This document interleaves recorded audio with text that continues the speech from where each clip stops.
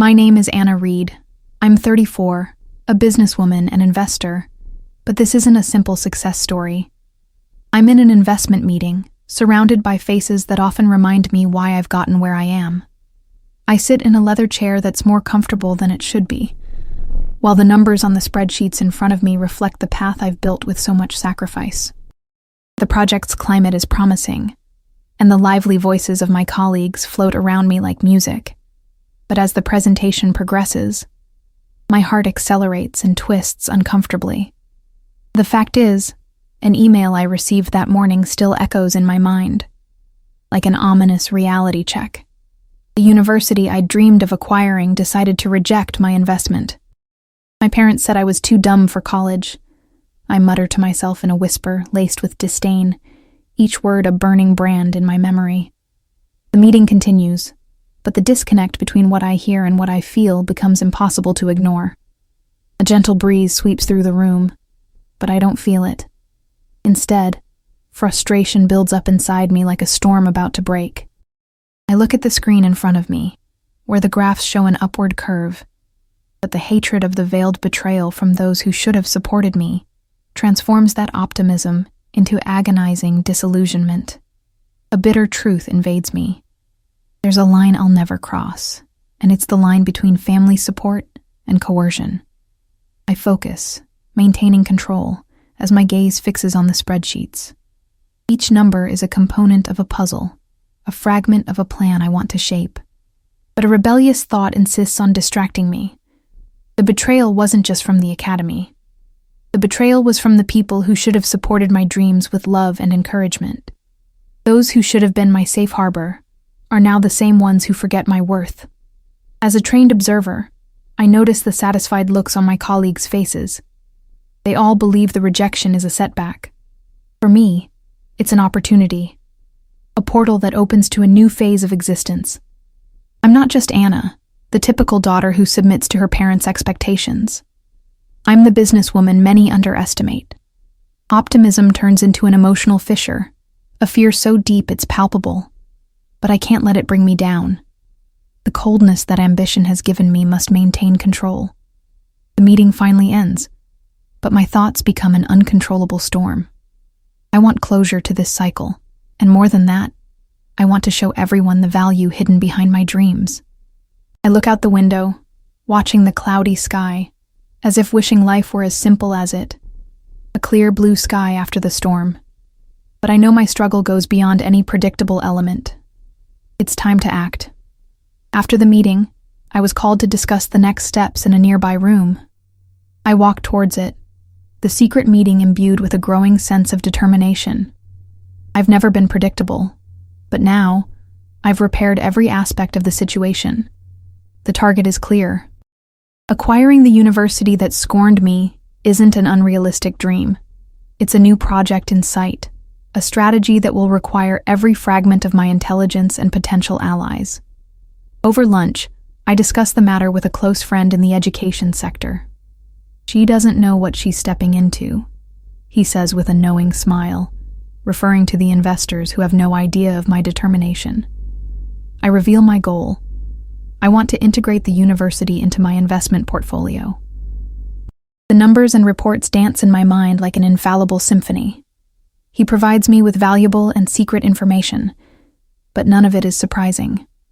Contrary to the emotion I might feel, I settle into an almost anthropological coldness.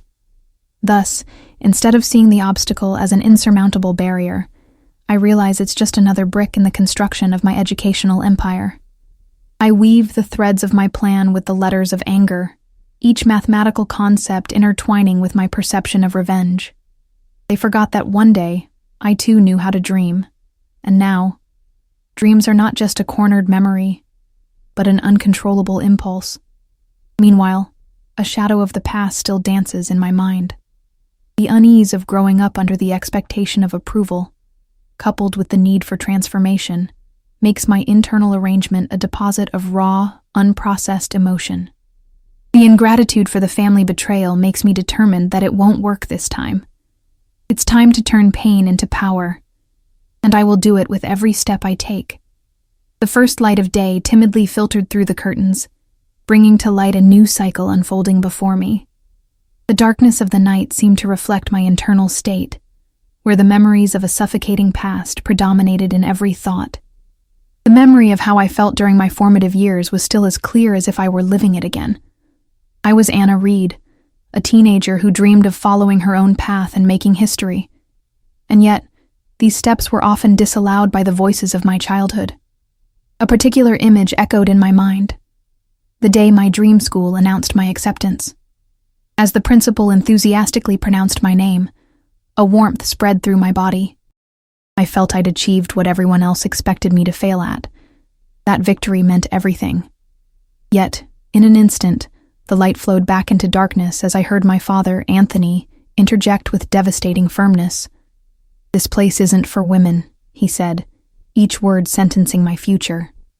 My hopes crumbled like a house of cards, and tears welled in my eyes, a promise of rebellion yet unrealized.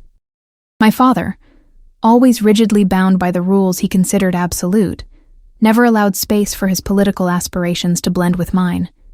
His stern expression and constant disapproval told us that, to him, I was nothing more than a potential failure, an undeserved construction that couldn't occupy a prominent place.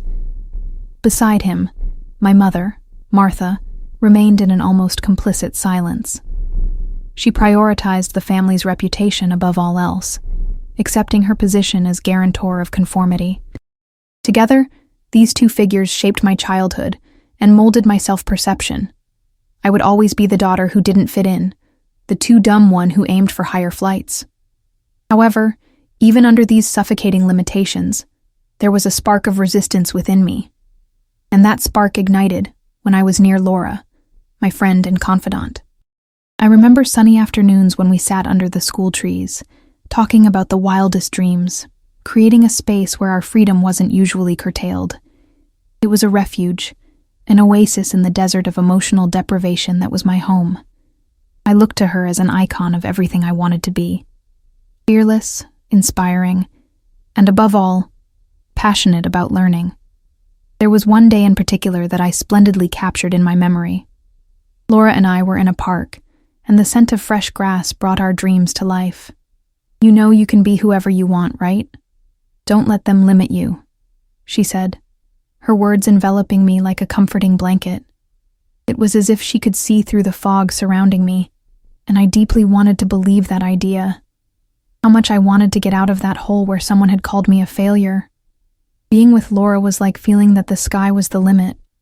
But, over time, the clarity of our optimism faded, and the desired expectations became increasingly distant. Years passed, and instead of finding freedom, I found myself facing a constant battle. My father, relentlessly, imposed his convictions, and each argument brought a new level of emotional exhaustion. I remember a disagreement where my heart finally exploded in revolt. "I'm more than you think," I shouted, anger and frustration overflowing. He looked at me, surprised, as if he'd never seen me before, and I realized that in those words, there was a resonating truth. At that moment, I decided I wouldn't let his beliefs limit my path anymore, and the determination was as clear as sunlight. Laura, in turn, gradually became a proactive figure in the fight for education. She was on her own path to transformation, and that inspired me. With each new achievement, I felt the doubt that once plagued me dissipate. It wasn't just a friendship, it was a silent pact that together we could defy norms and fight for our places in the sun. Personal growth was palpable, and my yearning to improve my education became a fight not only against the voices that screamed disqualification, but also a quest for personal validation. The personal transformation unfolding within me wasn't instantaneous, but a metallic approach I had to take in periods of resistance and overcoming. With each disagreement with my family, I found a new reason to get up. And so, with each step I took toward my independence, Laura's words reverberated in my heart, a renewed faith in myself. One day, determined to no longer be seen as the daughter who should prove herself under the gaze of mediocre family conformity, I was able to shout without fear. Finally, as time passed, the the desire to buy the university that had spurned me began to take shape. For me, it wasn't just a phrase to be discussed, but a symbol of my rebirth, a way to assert myself, to make my presence felt, and above all, to obtain the victory that had always been denied me. I was tired of being underestimated, tired of letting the story unfold without controlling the pen. The shadow of the past that once limited me was now fuel for my determination. What was once a story of oppression now became a narrative of overcoming that I wrote with my own hands. The echoes of past memories danced like ghosts in my mind, but the energy that surged from within was overwhelming. I was ready to redefine my reality, and the university that had rejected me would be the key to opening the doors to a future I had always dreamed of. My journey was far from over, but I now saw that the path ahead was the only one to be taken. It was time not only to dream, but to act. With each word my mind conceived, I shaped a new legacy, a new identity that would finally be compatible with what I had strived to be. Today, I was determined not to let the heavy clouds of the past obscure the brightness of my future. I was Anna Reed, and my dream was finally ready to be realized. After the ephemeral dazzle of the revelation that the university acquisition wasn't just a plan, but a project finally taking shape, the need to start looking for concrete information fell upon me. It was time to roll up my sleeves and do the dirty work that would be necessary. I wanted to understand what really happened within the institution that had decided to close its doors to me, and I knew that every detail mattered. I sat at my desk, surrounded by papers and a steaming cup of coffee, the aroma of roasted beans sharpening my mind. What initially seemed like a simple mission soon revealed itself as a labyrinth of complexities. I started by accessing financial reports, evaluation records, and even news articles about the university. With each click, my frustration grew. Each document revealed more than just cold numbers. It showed a distorted reality. It was as if they were trying to hide not only the financial problems, but also the mismanagement plaguing the operations. After days of intense research, an idea began to take shape. The university was not only facing financial difficulties, but there was also a lack of vision and leadership. There was a lack of a clear purpose, a guide that could reverse the deterioration. The administration was trapped in a cycle of inefficiency, and the refusal to accept outside investment was a classic demonstration of stubbornness in not wanting to change what clearly wasn't working.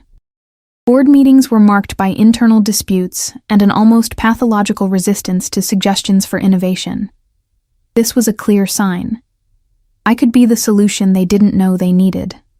One evening, while reviewing a dossier of financial documents, my phone vibrated with a message from an old contact in the industry. Mark, an investment consultant who knew my background and had witnessed my rise in the market, had become a true ally.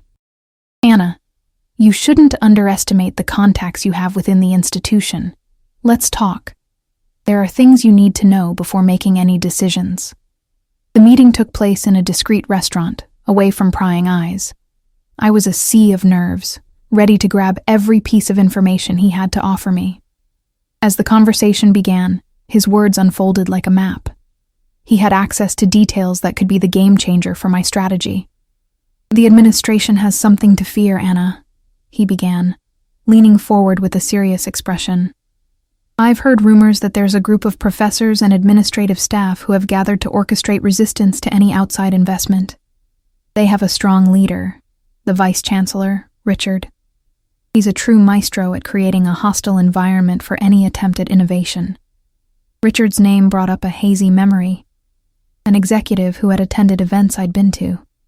His speeches were always full of pomp, rhetoric that sounded reassuring at first glance, but had that subtle touch of superiority. Mark's revelation rekindled the spark of my determination. If I wanted to achieve the acquisition, I would need to figure out how to infiltrate their mentality and how to neutralize any resistance that would rise in my path. "You should approach the younger professors, Anna. They are the key to seeing real change in the institution. Many of them are dissatisfied with the current state and are looking for someone to inspire them," Mark suggested, drawing an arc of hope amidst the darkness of collusion. I listened attentively, absorbing everything, formulating a vision where my presence would become increasingly undeniable. Following his advice, I decided to visit the university in disguise. I needed to feel the atmosphere of the place, to observe better what was behind the walls that had always been a fortress. With dark jeans, a simple blouse, and a leather jacket, I blended in with the students and professors. The campus was vibrant, but an echo of dissatisfaction pulsed beneath the surface. Amidst the crowd, my gaze fell upon a group of faculty gathered at a table in the university cafe. Their conversation was filled with frantic gestures, low voices, and intense whispers. Approaching, I closed the distance, trying to catch the gist of the discussion without being noticed. "What are we going to do about the resistance to change? It's unsustainable," exclaimed a woman with short hair and glasses, her frustration evident. It was clear that many longed for something beyond mediocrity. After a few minutes of attentive listening, I decided to introduce myself. "Hi, I'm Anna. I'm considering investments potentially interested in transforming the university," I said, forcing a smile. Curious glances turned towards me, and the atmosphere shifted. What had previously been a group enveloped in despair now seemed revitalized. The woman with short hair introduced herself as Beatrice, a young professor who seemed full of ideas and determination. "I believe you could be exactly what we need. I've been thinking about how to join forces and bring new life to the university." At that moment, something inside me ignited. I decided that this wasn't just a meeting of mutual interest. It was a manifesto. The conversation transformed into a fervent session of exchanging ideas, discussions, and plans. I gained confidence, and as the night wore on, we were able to discuss solutions and strategies that could be implemented to attract the investment I was envisioning.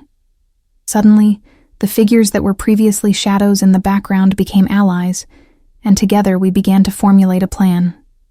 Communication flowed, new proposals emerged, and most importantly, a collective vision of renewal took shape. A part of me felt that revenge was carefully shaping itself, not as a violent act, but as a conscious movement towards change.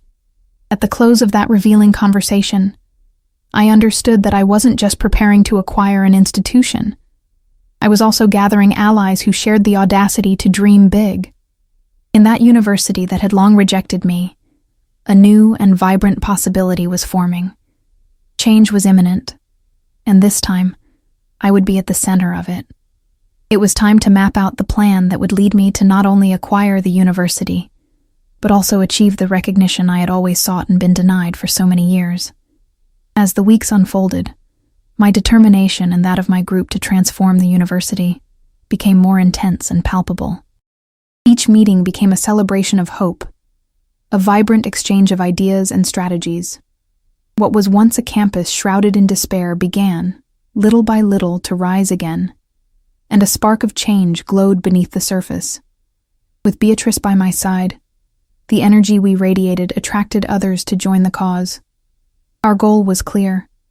The acquisition of the university was not merely a matter of investment, but the construction of a new reality. To do this, we needed to present not just a plan, but a holistically transformative vision. Each meeting, each new idea was crafted with the care of an artist shaping a sculpture. Every detail mattered. The conference rooms that were once empty were filled with professors and staff determined to reclaim what was rightfully theirs. One day, while reviewing documents as the soft sunlight filtered through the glass, an idea struck me. What were the reasons why Richard so fiercely opposed change? What was holding him back? The answers might be hidden in contracts or agreements that kept the university under his control. I decided it was time to investigate further. I spoke with Beatrice during a meeting break. "Have you ever heard of any contractors tied to Richard's administration? Something that might be securing his positions of power?" I asked, the idea of a possible connection forming. Beatrice thought for a moment and then replied, "I think they have strong relationships with conservative groups who, in some way, see change as a threat." With that, my mind began to trace the outlines of a new plan. This was the window I needed to open to explore the weaknesses of the system. If I could uncover any potential conflict of interest or mismanagement, I would have the proof necessary to dismantle Richard's resistance and influence. The path ahead seemed complicated, but I had to try. Moving forward was essential, so the next day, my first action was to seek information about the university's associations and partnerships. I worked tirelessly. As I spent hours in a library, searching for public documents and previous board meeting minutes, a pattern began to emerge. Links between the university's administration and certain companies that benefited from the institution's operations surfaced. Several questionable financial transactions, obscure contracts, and a network of relationships that seemed to point to a web of personal interests. It was time to create a plan to expose this manipulation. My notes soon presented a logical line of reasoning. If I could connect this network directly to the administration and show the misconduct that existed, perhaps I could dissuade Richard from his position. No longer resistance merely out of fear of change, but because of the pain of exposed truth. With the information in hand, I questioned Beatrice about the possibility of bringing in other faculty members to the team. If we have a presentation backed by concrete data, more people will join us, I argued, convincing myself that the union of forces could transform into an unbeatable movement. The following meeting brought an energy identical to that of a revolution. Professors who were initially skeptical were now embracing the idea of altering the university's narrative. We devised a plan to present our findings at a new assembly, seeking the support of faculty and even students. We need to talk to the press, too, I suggested at one point, bringing my hand to my mouth as I thought of the true euphoria that followed. If we expose the truth and mobilize society, they will have no choice but to listen. With this new air of audacity, I called a press conference to be held at the university itself. I easily obtained permission from the administration, as many didn't realize what was coming and were eager to maintain appearances. Richard and his group believed that what we were doing was just a passing storm that couldn't impact them. The preparation for the press conference was intense. We spent hours creating a presentation that established all the connections, including charts linking the relationships, scenarios showing the financial failings, and the impact on the community. With each passing day, nervousness transformed into excitement. The idea of finally exposing the truth was liberating, and as our allies united, the strength of the press conference seemed to ignite like a flame. The day arrived. The auditorium, normally rigid and austere, was packed with eager people, curious professors and students. As we prepared backstage, a wave of nervousness washed over me. But I soon realized that I was surrounded by people who believed in what we were about to reveal. Each of us represented a hope that needed to be shared. The event began. I spoke first, passionately and vigorously explaining our journey to this point. The room was silent, only the students' fingertips casting shadows as the weight of the information began to unfold. We are all part of this university and its history. It is our duty to ensure this place remains a space for growth. Then it was the professor's turn, each one's words intense enough to seemingly solidify the walls. Listening to them, I realized each had a piece of the university's history interwoven with their own, and those bonds became a symbol, a flag held high in the fight. As we presented data on shady partnerships and mismanagement, faces in the crowd contorted, impacted by the truths we revealed. A murmur intensified, and for a moment, I saw some familiar faces among Richard's supporters. Their nervousness was palpable, as if they were being exposed under the scrutiny of their peers. Richard, initially sitting in his corner, rose with an aggressive expression. He intervened, attempting to discredit our findings, but it was too late. The impact was made. The evidence was clear and irrefutable, and my determination grew exponentially. It was no longer just about academic structures. It was a fight for justice, truth, and the freedom of everyone who walked through those doors. Quickly, the audience began to side with us. Gradually, hands rose in support. Looking around, I realized we were no longer alone. The room became a battlefield where the idea of change was rising triumphantly. As the press conference neared its end, the mobilization was undeniable. The truth resonated in the voices of students and professors. For a moment, The weight of the opposition didn't seem so heavy, and a new light of hope shone upon us all. With the event's conclusion, a happy buzz filled the space. The hugs between professors and students symbolized something undeniably magnificent. We believed these moments would become part of the university's history, the history we were trying to reclaim. But as we celebrated the press conference's victory, a new concern grew within me. The battle was only just beginning. Richard and his team wouldn't be easily deterred. Their reactions were unpredictable, and the fight for the university was, essentially, still in its infancy. We knew we now needed to redouble our efforts and be ready for the final push. With renewed determination, I looked around at our group, remembering that together we were stronger, and that this journey had only just begun. The future was uncertain, but there was no turning back. The dream of the university was still within our reach, and I was determined not to let that dream fade back into the shadows. The energy of that press conference reverberated through me, pulsing like a renewed heart with each beat of hope. But as we celebrated our first victory, shadows of uncertainty still lingered, and I knew Richard wouldn't submit without a ferocious fight.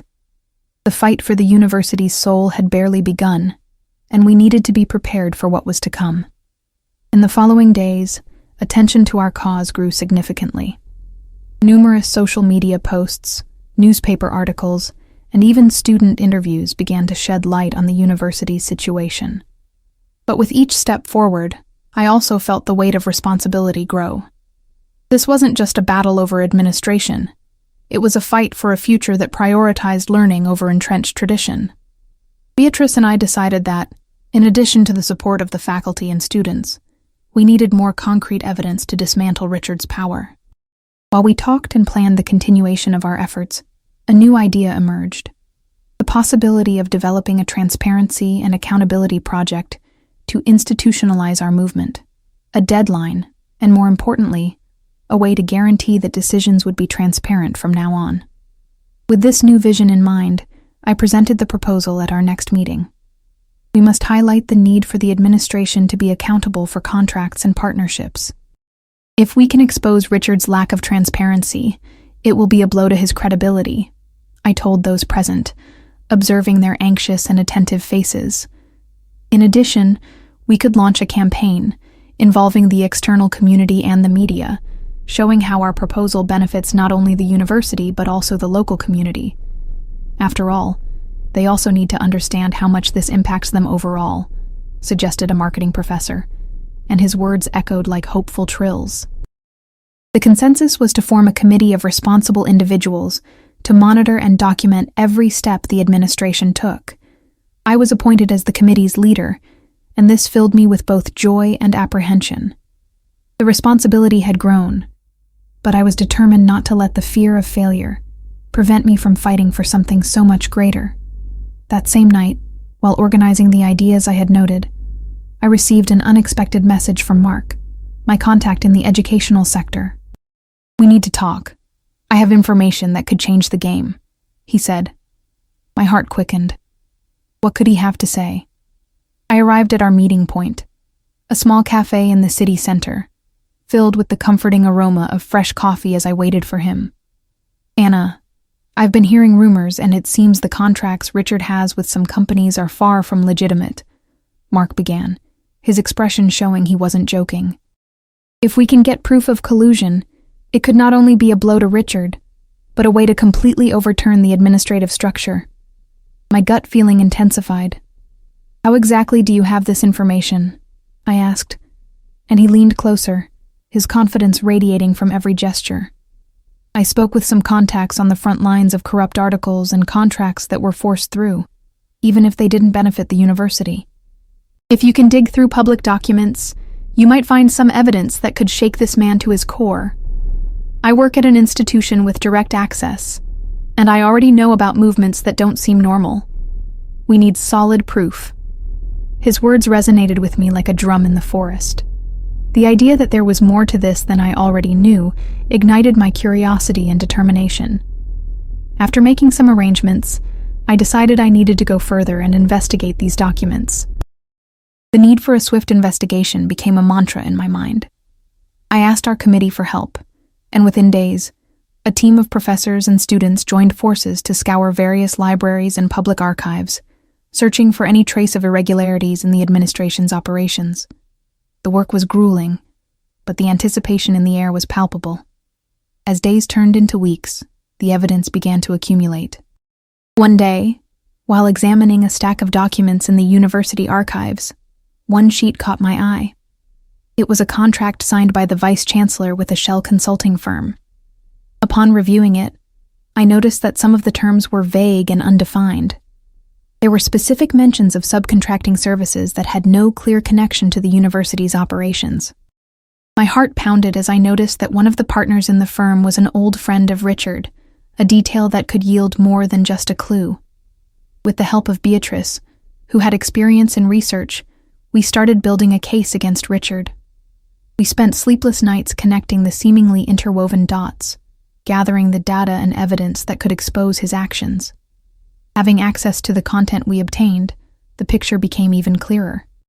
It was as if a mosaic was forming before us, revealing not only a corruption scheme, but a pattern of embezzlement and mismanagement that was weakening the university. Then, the final breakthrough happened. During group meetings, we managed to present the collected data in a clear and organized manner. The day we decided to present the evidence to the faculty and students was fast approaching. The atmosphere was one of anticipation, and what was once a small group had now become an army of voices clamoring for change. The day arrived, and everyone gathered in a large hall. The air crackled with a mixture of anticipation and tension. As I walked to the stage, I looked out at the audience filled with familiar faces. Professors, students, all united by a common cause. Tumultuous emotions flooded my chest, but at the same time, I felt the energy flowing. We were about to expose the truth. Today, we're not just here to unite in protest, but to reclaim what is ours, I began, my voice echoing in the room. The energy in the room was potent, and I felt my momentum increase as the words left my mouth. What I saw around me was the capacity for change, an antagonism and a defense against injustices accumulated over years. Displaying the evidence in a vibrant presentation on the screen behind me, I began to describe each fact and each connection. The feeling as the faces in the rows became more attentive was indescribable. They were eyes reflecting not only doubt, but a new strength emerging in the room. I was there, not just to expose the corruption, but to make each person feel part of a larger movement. The evidence here isn't just to bring down one man, but to transform an institution. We are here to ensure that everyone has a voice.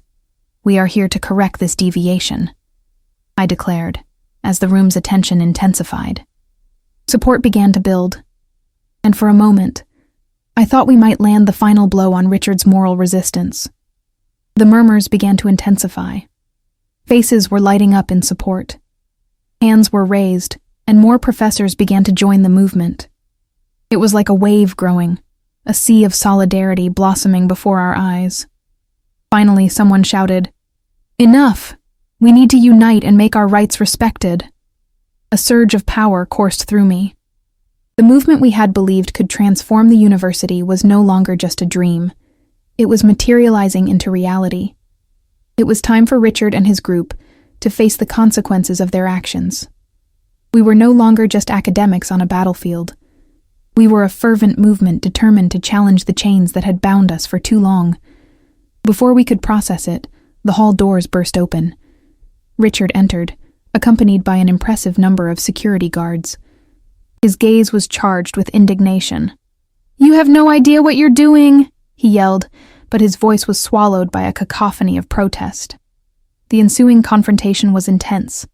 The heat of the debate became extreme, but the audience's support was unwavering. Our voices, our ideas, our hopes were echoing. What Richard had thought could be ignored was now being presented at his doorstep. And encountering with moral resistance, he found himself cornered. With every word spoken, we were redefining what it meant to be part of that institution. The future was within our grasp. In the heat of the debate, there was a recognition that change was not only possible, but necessary. Richard soon realized that the more he resisted, the more the united voices would become an unshakable clamor. What started as a fight for recognition became a battle for integrity and truth. And despite every exposed weakness, every unveiled injustice, we were becoming proof that together we are stronger. We would never be silenced again. The dream that once had to hide in the dark was, in fact, emerging into a new dawn. The euphoria of that press conference still pulsed within me, a thread of adrenaline intertwined with the responsibility we now carried. The auditorium, which hours before had been a verbal battlefield, had transformed into a space of hope. But with the partial victory came the realization that the fight was far from over. Richard, enraged, wouldn't be easily defeated, and we needed to be ready for his counterattack.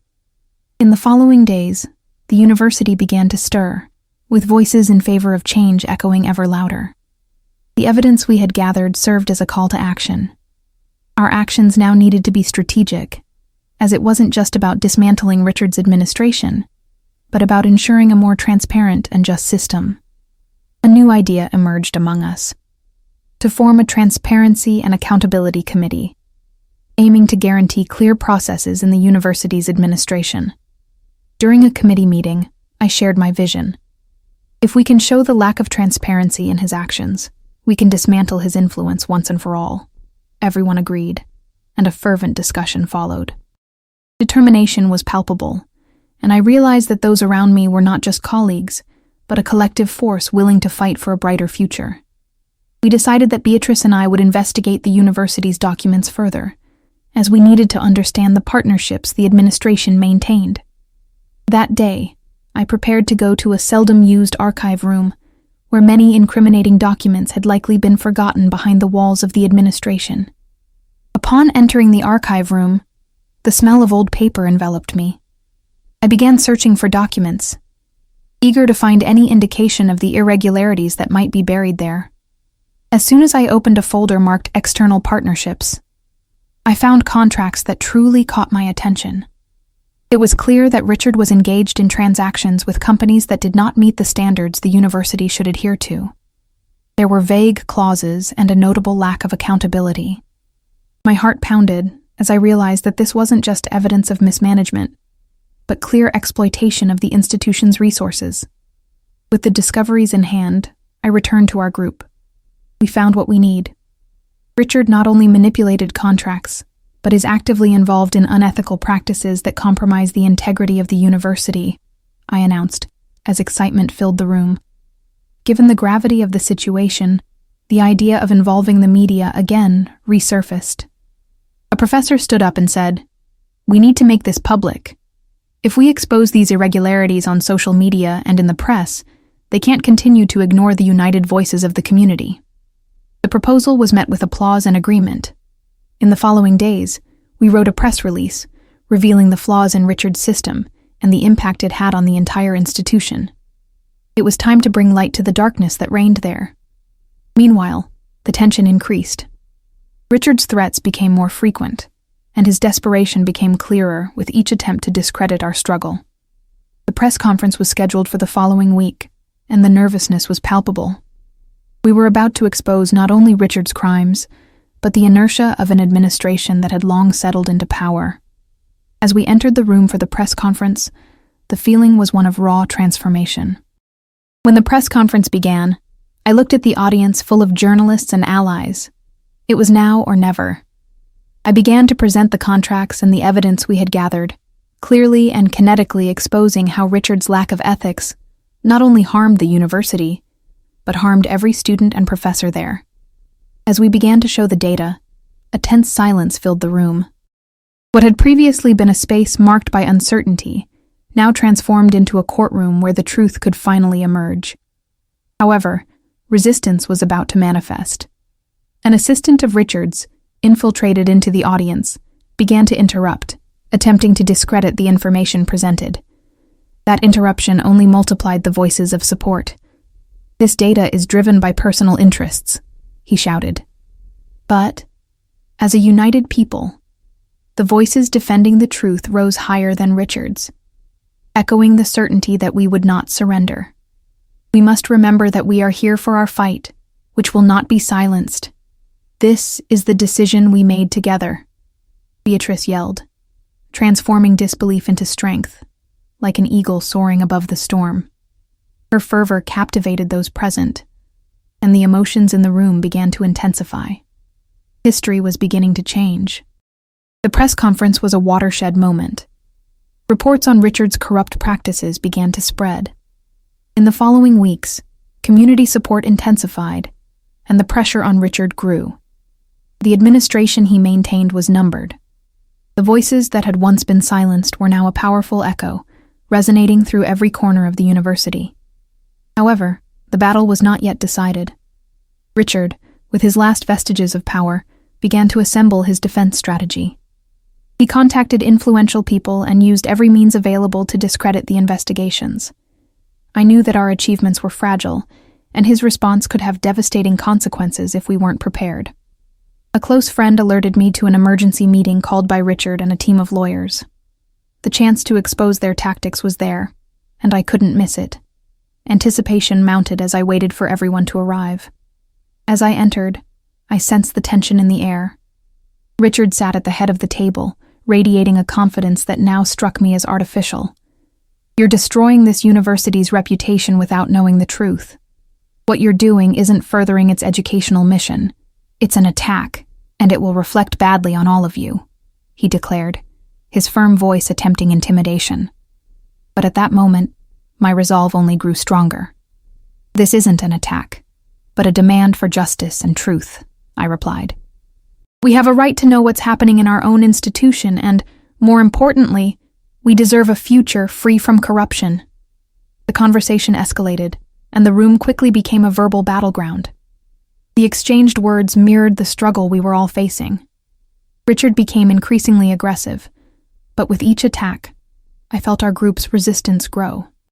Alexander, a professor with a charismatic style, stood up and dropped what was essentially a bombshell. "We are here to defend the integrity of education, and we won't let you derail us." The atmosphere became so unbearable it felt like a storm about to break. Support for my fight was growing, and I realized this town, we, were changing. One by one, our allies began to rise, united against the emerging truth. The identity of our movement wasn't an isolated struggle, but the culmination of a tapestry of stories and experiences yearning to be released. When the meeting finally adjourned, some students approached and raised their voices. "You represent us. We're ready to stand with you in this fight." Hands began to rise. There, power became an unstoppable wave, and the sound of united voices resonated like a victory cry. Somehow the tide had turned, and we could feel the momentum building. The feeling that change was not only desired but imminent hung in the air. Amid the mounting pressure, I knew we needed to keep fighting. But I was no longer alone. Our allies were beside me, and together we would face whatever challenges arose. That night, looking out the university window, a transformative confidence washed over me. For the first time, the possibility of a bright future became tangible. The fight for truth and justice was only beginning, and I was determined to be the guardian of this transformation. The battlefield was only beginning to take shape, and the team that had formed would be enough to win this war and build a legacy that would last for generations. After the intense meeting, the atmosphere at the university had changed dramatically. The voices that, shortly before, had been silenced under the weight of oppression, now echoed with strength and determination. The sense of change that had united us became an irreversible force, like a sweeping wind that cleared not only the campus, but also the mindset of those around us. In the following days, I continued to work with Beatrice and our allies. As news of the vote and the evidence we presented spread, more students and professors joined the cause. The university came alive, filled with sparks of new ideas and a fervent desire for innovation. We organized lectures, workshops, and events that celebrated the transformation we were seeking. It was as if each event was a step towards something greater. With Richard's administration under pressure, his increasingly aggressive rhetoric not only highlighted his desperation, but also provoked more resistance from our group. He tried to discredit our findings, claiming the information was distorted, and our movement was a baseless rebellion. But with each new criticism, we grew stronger. Our meetings became more frequent, and our communication solidified around a single purpose: the revitalization of the university. One afternoon, with an enthusiastic group of students, we decided it was time to organize a larger event, titled The Future of Education. The goal was to bring together experts, academics, and thinkers on the current state of education.